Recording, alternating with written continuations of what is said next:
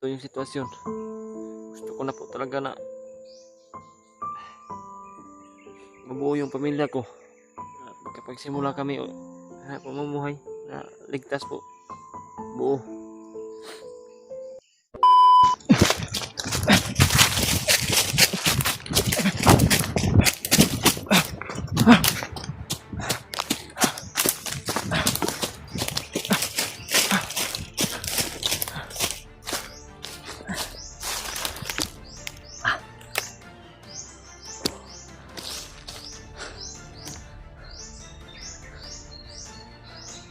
Diyos ko po.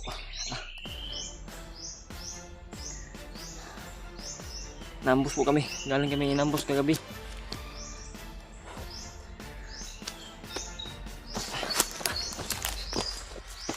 Hiwalayan kami. Mga kasama ko si EJ at si Jiwal po ay nahiwalay. Nagkahiwalay kami kasi inambus kami kagabi. Hindi na kami nakapag-video. Nung naghanap kami ng pagpahingahan. Hindi namin alam na marami pala doon na nakaposting ng mga kalaban.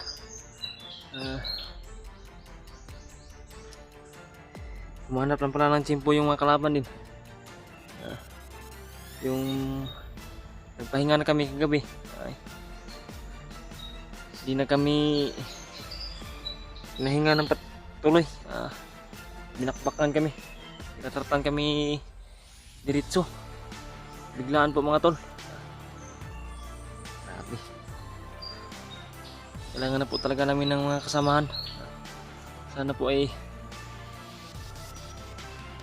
bakit na po sila. Kailangan na po namin ng tulong po.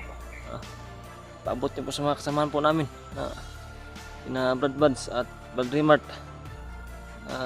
Bro Alpha. Na naambus kami. Kaya yun. Tumakbo na lang kami. Hindi na lang kami lumaban. Kasi baka kung ano pa yung mangyari sa amin. Hindi namin alam. Kasi napakarami po talaga yung umatake sa amin kagabi. Kaya hindi na kami nakapag-play ng video. Talagang siniguro na lang namin na ang aming kaligtasan po. Sana po ay makontak ko po sila ngayon. Sila Brad Jeward at si ED. Sana ay makahanap ako ng signal ngayon. Makontak ko sila. Kahit ma-message ko lang sila. Pero kami ni EJ, hindi kami masyadong nagkalayo yun ni EJ. Nakasunod siya sa akin pero nawala siya bigla. Iwan ko kasi talagang binilisan ko yung takbo ko. Sinabihan ko sila na kanya-kanya lang kami. Kanya-kanya kaligtasan po. Safety yung buhay nila at safety rin yung akin. Sana talaga ay makontak ko sila ngayon or mamaya. Napunta ako ngayon dito sa napakasukal dito. Hindi ko alam kung saan to banda, pero nandito lang po ito sa bundok. Hindi po kalayuan yung ngayon si EJ na takbo. Grabe. Kailangan na talaga namin nakasama po. Sana po ay paakit na po talaga sila, yung mga kasama namin. Hindi na po basta-basta po. Daming kalaban na po talaga. Dami na po na-recruit si Bagnot na mga lagad, mga lipin, mga na-hypnotize na. Dami na siya na-recruit, mga baguhan. Walang sinasanto po yung mga baguhan. Napul na po siguro ni Bagnot ng hypnotize yun. Kasi nung kakita na talaga nila sa amin kagabi, humanap lang ng tsimpo pala. Hindi namin na tunugan, hindi namin nabantayan. Buti na lang talaga walang natamaan sa amin. Nagtakbuhan na kami. Ko alam si Bradley Ward, parang sa kanya lahat na sumunod yung mga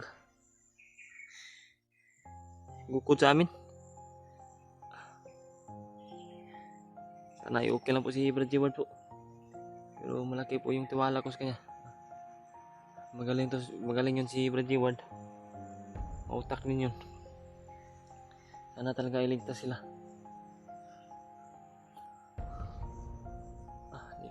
Hindi ko na talaga dami ko na iniisip na problema po mga tol.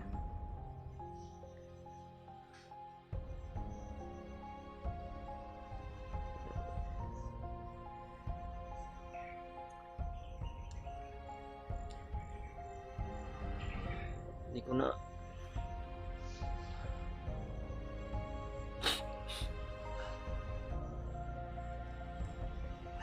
parang mapuputulo yung luha ko.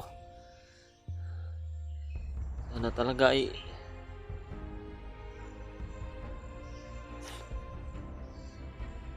bakit naging ganito pa yung buhay ko? Hindi ko na alam po talaga kung ano yung gagawin ko. Sana ay maligtas ko na po talaga yung asawa ko.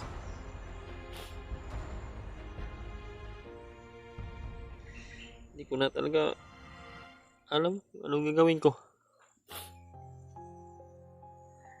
Sincere po mga tol. Hindi ko po mapigilan po na mapaluha po yung mga mata ko.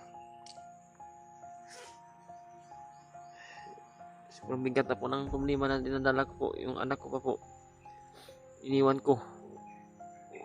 Sana nga talaga maligtas ko na po yung mama niya, yung asawa ko. Sana po maligtas po namin. Sana makita na po kung saan po nilagay ni Bagnot, kung saan po yung puta nila po.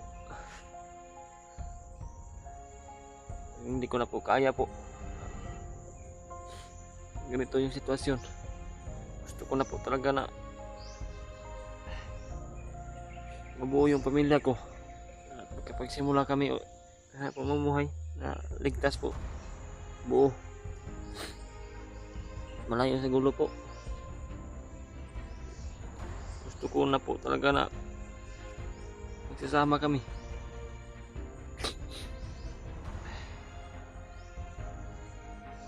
Gusto ko sa paglitas ng aking asawa mag boarding house lang po kami. Kahit maliit lang yung boarding house, kahit mumurahin lang yung hanapin namin na boarding house, patulong po ako sa mga kasama ko na hanap ng boarding house po. Gusto ko po talaga na ligtas yung mag-ina ko sa pamumuhay namin ulit. Kung maligtas po namin siya, makita man namin siya, tapos magpursige po ako na magkapira po para makapagpatayo ng bahay kahit maliit. Basta importante po ay buo kami at malayo sa gulo po. Yun po talaga yung gusto ko po, na hinahangad ko po. Maligtas na po yung asawa ko po. Wala na po kung ibang hinahangad po. Yung hinahangad ko po ay buo na pamilya at masaya at malayo sa gulo, malayo sa kapahamakan po. Buo na po yung decision ko. Yung decision ko po talaga ay mag boarding house lang po. Hindi na yung mag boarding house, malayo sa gulo. Talagang isisipti ko po yung mag-ina ko kung tutuparin man ng Panginoon yung mga dalangin ko, dasal ko po. Sana ay maligtas siya. Kasi naaawa na po talaga ako sa anak ko. Kailangan niya po talaga ng ina. Hindi niya po maiwasan na hinahanap yung ina niya palagi. Sobrang awa na po ng bata po. Awa na po ng anak ko po. Yun lang po mga tol. Pasensya na po talaga. Na luluha ako. Luluha yung mata ko. Naging emosyonal ako kanina. Hindi ko na talaga po kung yung problema na dinadala ko po. Wala akong ibang mapagsabihan kundi sa inyo lang. Sa video lang ko lang masasabi. Kung ganun yung problema ko. Napakabigat po talaga. Nahirapan na po talaga ako na mag-handle sa problema ko.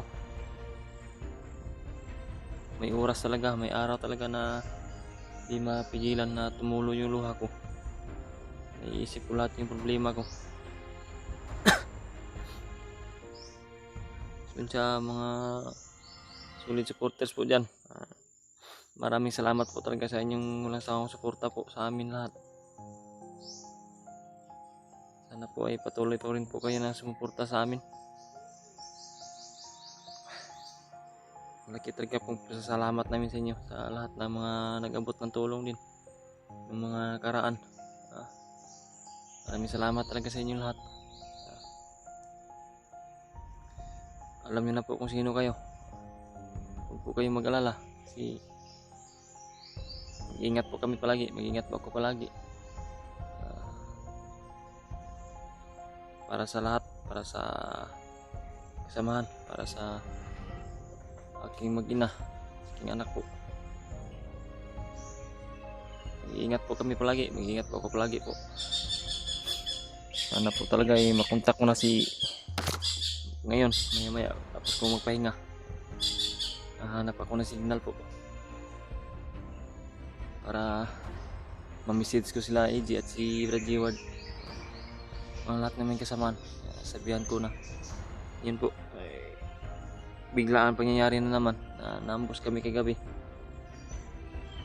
wala kaming kain. Yung magsaing na sana kami kaso wala, niratratan kami ng mga kalaban. Yung dala kong pagkain po ay konti na lang, maliit na lang po. Yung tubig ko rin, wala na, ubos na. Naiwan ko kagabi doon sa yun kasi yung ginamit kong tubig sa pagsasaing sana. Pero wala. Ganun yung nangyari. Biglaan. Hindi inasahan po talaga. Maya-maya po, hanap ako ng signal siguro doon sa itaas. Sana makahanap tayo ng signal. Makontak ko si EJ. Kakain din ako. Dala ko pagkain dito sa bag. May dala pa ako dito na konti.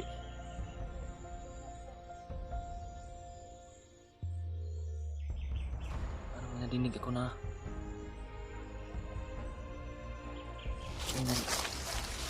tawanan. Parang may nagtawanan doon.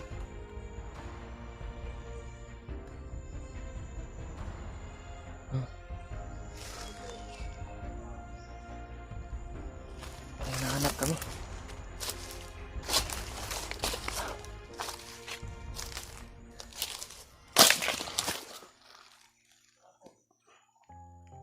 Nangangalay na talaga yung mga paa ko. Yung katawan ko ay parang bibigay na po. Sobrang pagod sa takbuhan kagabi.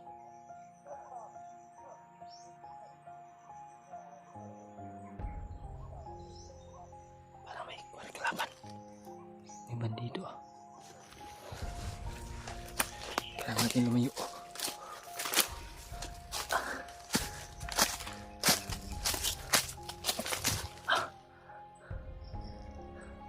Kailangan alamin ko muna kung sino yung hinahanap niyan. Baka nandyan lang yung kasamahan ko, si EJ or si Jeward. Talaga naghahanap na po talaga yung mga bandido na matake sa amin kagabi. Talagang hinahanap nila kami.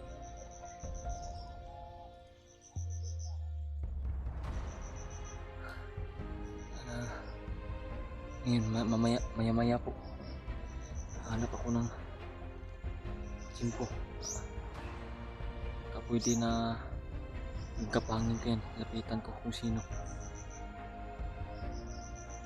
Kung sino yan. mamaya lang po siguro ako kakain at mamaya lang ako mag-visit kina EJ at Jiward. Sama-sama ko. Hindi pwede to na hanap muna ako ng signal or gapangin ko na yan. Gapangin ko muna.